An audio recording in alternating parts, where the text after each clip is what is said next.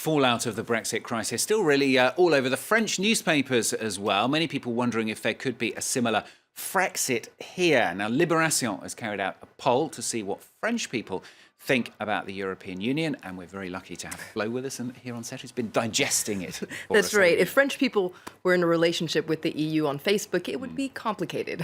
Let's take a look at the front page of Libération today. Je te déteste, moi non plus. I hate you. Me neither. Now, this is actually a play on words, a reference to a famous Serge Gainsbourg song you might be familiar with. Je t'aime, moi non plus. I love you, me neither. It's about, the game of love and how complicated it can be. And so that's what Libération says is the deal between French people and the EU. To put it quite simply, French people have a love-hate relationship with the European Union. Yeah, they don't really like the EU, but at the same time, they don't actually want to leave it. That's right. It's a strange marriage of convenience, I guess you could say. Let's take a closer look at the results of that poll in Libération. You can see here, 68% of people believe that the EU's decisions in recent years have gone in the wrong direction. So they're not very happy with what the EU is doing. That being said, though, 61% of people believe that the long-term consequences of leaving the EU would be very negative for France, particularly the economic consequences. So what's the problem there? Well, let's take a look at inside Libération once again. They say that, the real problem is other people. L'enfer, c'est les autres. That is actually something that Jean-Paul Sartre said. Now, according to this poll, essentially, French people believe that the EU is too kind with Southern Europe, too generous with migrants, and not protective enough of workers against the negative side effects of globalization. So they feel that essentially they're not really getting enough from the EU. Now, you found a piece, haven't you, Flo, in Aujourd'hui en France. Now, it comes out swinging for the European Union today, presenting very positive arguments for those who are starting to lose faith in the EU. That's right. Europe isn't so bad. That's what Aujourd'hui en France, Le Parisien says on its front page today. You can see here, l'Europe, c'est pas si mal. Le Parisien points out that, Eurosceptic parties in France have really been unleashed in the wake of the Brexit. And this is a real message of hope from Aujourd'hui en France. Let us not despair. Let us not be seduced by these nostalgic messages that these populist Eurosceptic parties are putting forward. And this is its editorial. It says, sure, the European dream has taken a hit. We may need to go back to the drawing board on a lot of things when it comes to the European Union, but it would be a historic mistake to leave. Without Europe, France doesn't really weigh much on the global scale. Europe makes us stronger, says Le Parisien. It keeps us and our European neighbors in the game when it comes to international competition. And that's really the European ideal, in fact, is doing together what we can't do alone. So you can see the title of its editorial says, it's really time to start dreaming again, to start believing again in the European Union.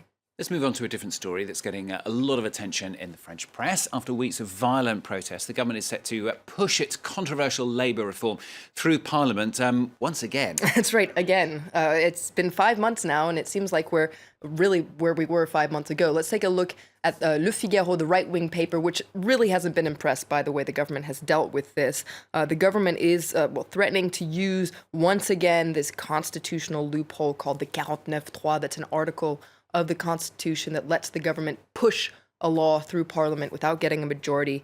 So you can see here Le Figaro saying 5 months for nearly nothing. In its editorial, Le Figaro says this has been a complete waste of time after weeks of protests. Remember, there were 12 national demonstrations over the past 5 months. Well, Manuel Valls, the prime minister, is brandishing once again this secret weapon, the 49.3, to ram this law through Parliament, just like he did the first time round. And Chris is saying it's a very, very watered-down version of the original law, very, very far from the original ambition of it. That's right. La Croix, the Catholic paper, says, the great labor code reform that we were waiting for, all it really is a political shipwreck for the Socialist Party, the PS there. All it's managed to do is confirm this divorce that we've been seeing within the left, within the very left wing of the left, these so-called socialist rebels, and the government, which is putting in place, more centrist policies. You can see La Croix here in its editorial is talking about how the Socialist Party is kind of this star that's died, in fact. So it's pretty dramatic there. L'Opinion, the pro-business paper, says that this labor reform has been an endless psychodrama, you can see, and it's not over yet. You can see this cartoon of the prime minister applying sunblock to a little girl that is actually the labor reform. It's a little weird. And the sunblock is actually the 49.3, that article of the Constitution I was telling you about. And the little girl says, well, aren't you going to put any on because you're all red in the face? Manuel Valls certainly has drawn a lot of criticism for the way he's dealt with this situation. Little weird, but good words. We're going to end with the satirical magazine Le Canard Enchaîné, which has a potential scoop on the economy minister today. That's right. Le Canard Enchaîné says that Emmanuel Macron is just about to announce that he's going to leave the government. He hasn't done it yet. This is actually a rumor that's been going around for quite some time now. Le Canard says that essentially he wants to concentrate on his new political party. You might remember we've spoken about that in this show. En Marche, it's called. It's a kind of 2.0 political party. It's neither from the left, neither from the right. He could also announce that he's going to run for president in next year's election. It's not sure. But according to Le Canard Enchaîné, he could be a real alternative for François Hollande. Just a quick word, though. It's actually the 100th anniversary of the Canard Enchaîné this week. So happy birthday to the Canard Enchaîné. A century of scoops and ruffling feathers. And lots of gossip as well. And lots of gossip. Which you managed to give us there as well. Thank you very much, Flo. And happy birthday, to Le Canard Enchaîné. Thanks. And then